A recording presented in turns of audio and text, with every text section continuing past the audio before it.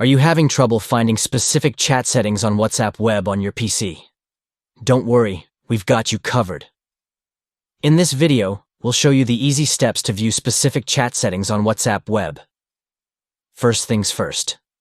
Open your WhatsApp account on your PC. Once you're logged in, navigate to the chat that you want to view the settings for. Simply click on the chat to open it. Next, look for the three dots located at the top right corner of the chat window. Click on these three dots to reveal a drop-down menu. From the menu, select Contact Info. By clicking on Contact Info, you'll be able to view specific chat settings such as notifications, media, and more.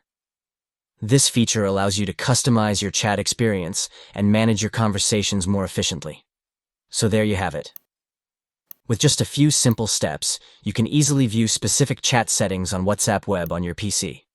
Stay tuned for more helpful tips and tricks on using WhatsApp Web. Thanks for watching.